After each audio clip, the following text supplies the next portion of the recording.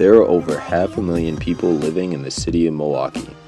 Year after year, economic and cultural opportunities draw new citizens to the ever-expanding melting pot of urban life. For every man, woman, and child in Milwaukee, the day-to-day bustle is a familiar routine. With feet on the pavement and noses to the grindstone, the industrious population leaves home in the morning for a day's work and returns at night exhausted, but aware of the imminent tomorrow. Although most of their paths will never cross, there is one face in Milwaukee that unites all. It is the face recognized by many, while often going unnoticed. It is powerful, is influential, and is sitting under all of our noses.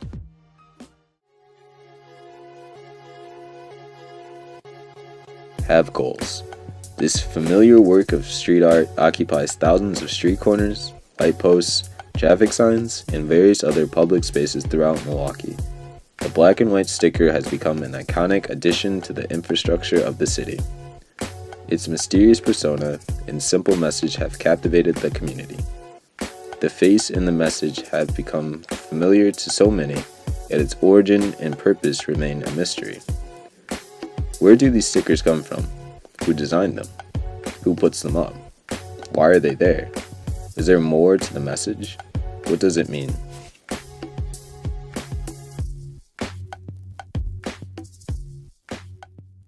I'm Have Goals. I put up a sticker that says Have Goals on it here in Milwaukee. I've been putting it up for about 3 years. The origin story of Have Goals is that I saw this message scrawled on a train in like a single line scrawl, and it looked terrible. But at the time that I saw it, it was the message that I needed to see, and it stuck with me for years. It's what I use myself. I'm completely goal-oriented, and I accomplish a lot because of it. The person on the sticker is someone in my life. I tried making a stencil out of a photograph of that person. That stencil ended up on the table next to another stencil that said Have Goals, and it just really clicked. The thing about the Have Goals image, if you've looked at it a lot, when you look at it up close, it looks one way, and when you see it pretty far off, it kind of looks another way. It is completely simplified. It doesn't have eyebrows. It's a very two-dimensional yet three-dimensional. Your face, your mind kind of imagines more to that face, and it makes it look like different people, especially when you see it from different angles or different rotations seem to really change how the expression looks. Like the further it is tilted to one way, the more serious, and the other way it looks kind of happier. There's even one back there, and you can kind of see the way it wraps just kind of gives it a different shine. I think the strength of the design is that the face makes you look at it. The sticker means what it says. It's basically about you, the person who sees the sticker. It's about thinking about your own life before you have to suddenly realize it's too late or you're way behind the ball. Everyone's got ideas and dreams and hopes, and you got to keep those right in the middle of what you're doing. That's what Have Goals is about. And the entire message is 9 letters, and it's over before you can even look away. You've already heard it. There's only 2 words. It's kind of like a little mind bomb,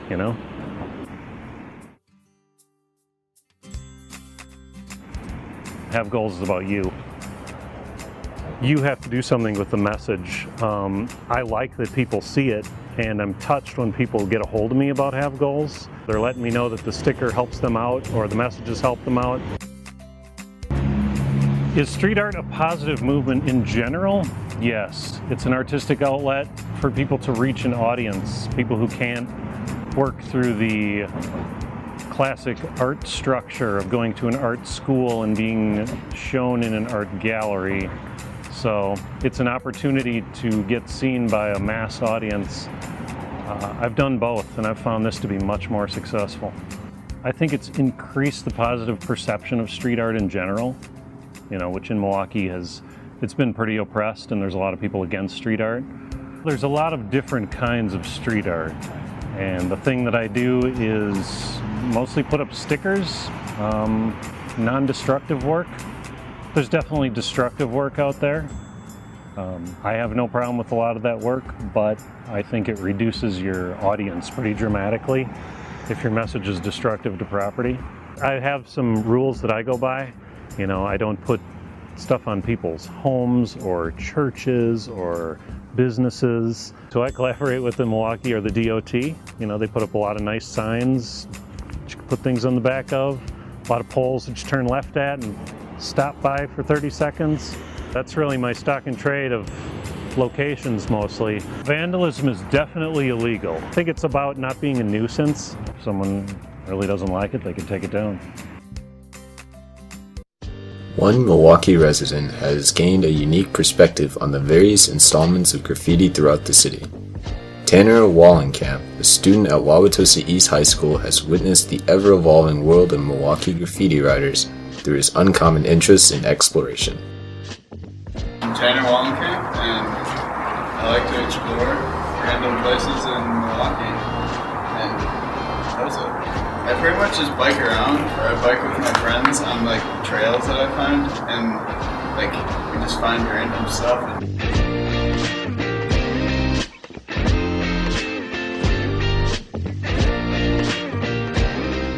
Hi, I'm Officer Ferris Griffin.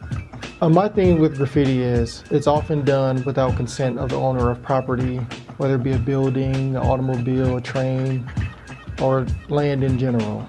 There are a lot of similarities between street art and graffiti, but I would feel street art is more so done with permission. Not always, but more than likely. There's always going to be a cost involved with any act of vandalism, act of graffiti. So the dollar amount of damage is going to play a role into that. Now, there is a state statute that supports arrest for graffiti and vandalism. In Wauwatosa, we also have municipal ordinances to arrest people for vandalism and graffiti. Typically, when you get arrested for vandalism, graffiti, your first ticket is going to be not less than $250. If you were to do it again, your second ticket won't be less than $500. And from there on, every offense after that is going to be at least $1,000. If that damage amount exceeds $2,500, you may be facing a state charge. The more it exceeds that $25 or $2,500 amount, you may possibly be facing a felony charge. So it is serious. Don't do it. It's not worth it. You don't have permission. There's going to be legal consequences somewhere down the road. Graffiti to me is like, I know it's like the generic way to say it, but it's like a way to express yourself. And the way I think about it is like, if you do your symbol at the place, it's like defining you and like where you've been.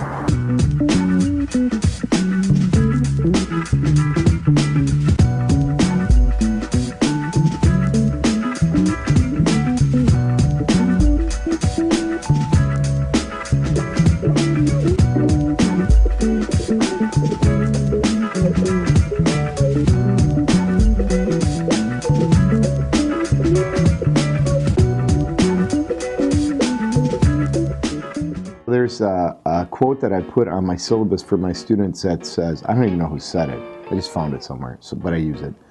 It says, I'm sick and tired of being told what art can't be. My whole life I've been aware of the fact that their art is all sorts of things. In my role as a teacher, I have to be willing to recognize and understand that art can manifest in any number of ways. Graffiti writers have a tremendous amount of technical skill, like the good ones.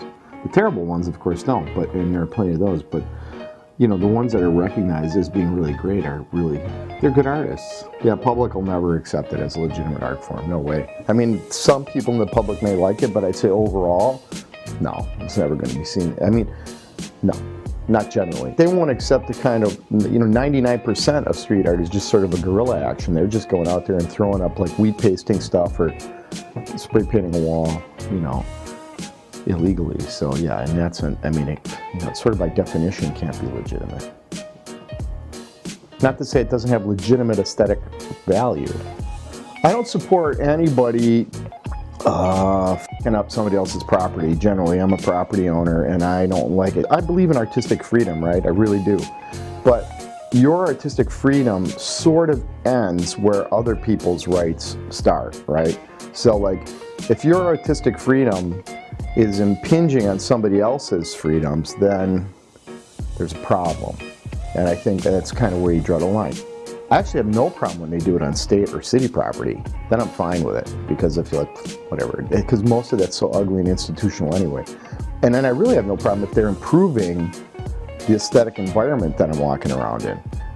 But if, you know, as an owner of a building, if somebody comes and puts a half-assed thing up on my wall, I'm going to be upset about it. It's complicated. It's not a yes, no kind of situation. It's sort of like no, but, or yes, but, you know.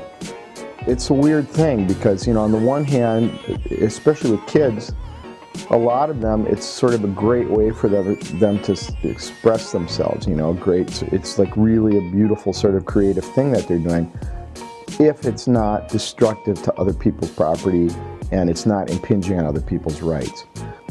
If you're thinking about doing street art, I would advise against it.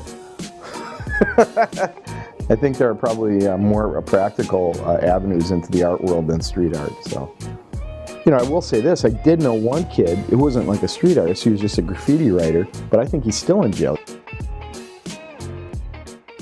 Aloha is a big symbol that I see, but they're pretty cool. And also Jedi, I think it is,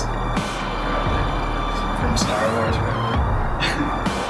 So yeah, they're pretty cool. I like the symbols and they're really cool. And I like the art, so. Don't do it. It's not worth it.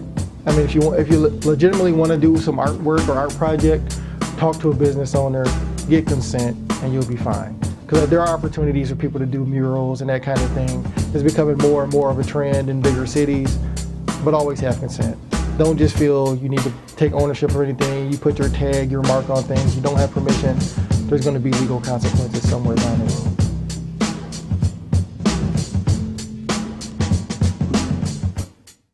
My name is Chelsea Waite, and I was one of the lead artists for the Art on Fond du Lac project. My part in the project was painting on boarded up buildings, and we really wanted to address the foreclosure crisis in Milwaukee through painting on boarded up buildings.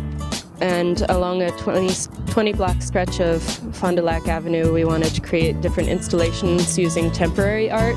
First, to slow down traffic, using temporary art, things that will catch drivers' attention. And secondly, to bring more pride to the neighborhood. As cultural diversity in Milwaukee expands and begins to take new forms, the enthusiasm towards commissioned displays of street art is also taking flight. The creative value of art in public spaces is giving way to an increasing number of projects that are aimed at bringing the community together through visual media. Street art is beginning to take root. My name is Christina Rolander, and I am a Milwaukee-based interdisciplinary artist. This is the Before I Die wall, Milwaukee edition. The original project was created by Candy Chang in New Orleans. She started it after Hurricane Katrina. She was walking by an abandoned building in her neighborhood, and she had just lost someone close to her. She said that it really, really affected her, and she was thinking about life and death, and she went through a lot of emotions regarding this loss, and she came up with this project. And essentially she painted the side of a house with chalkboard paint and stenciled the phrase, "Before I die, I want to," over and over. And she said she started it as an experiment and wasn't sure what would happen, but by the next day it was full of responses and people kept coming and filling it up, and she found that it really helped her through this time, and it really helped her focus on what was meaningful in life. I really didn't expect the response that this has gotten, and the publicity and the amount of emails and things I've received. I guess it's a project that really touches people, and I'm really, really happy to be a part of that and to bring it to Milwaukee. Being here on this busy corner, it's on a bus line. You know, the people bicycle past, they ride the bus past, they drive past, they walk past.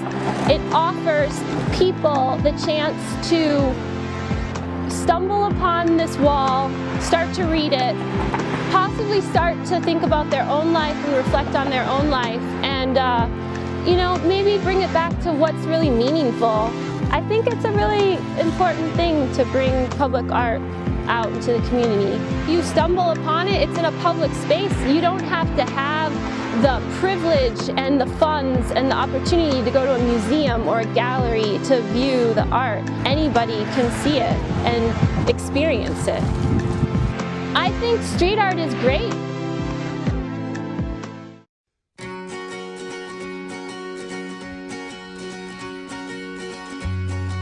Girl, I say, if only There are two things about street art that I think are really important to focus on. First is community involvement or community engagement, and then the second is the quality or the creativity of the art.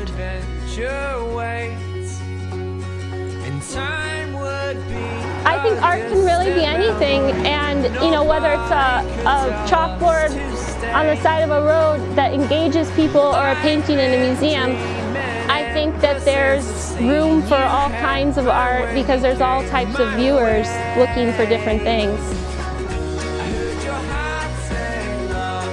As a kid, of course, I was like any little juvenile delinquent that I tagged and did stuff like that. But Before I die, I really would like to make a profound impact with my art. It's really easy to like sit on the couch and play Xbox or something, you know? It's like super easy. You need to get out and do things and have, be doing something bigger than yourself.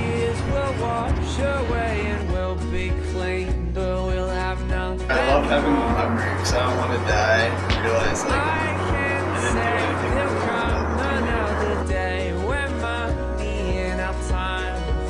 I hope Milwaukee accepts more of this kind of thing in the future. I'd like to see more projects like this.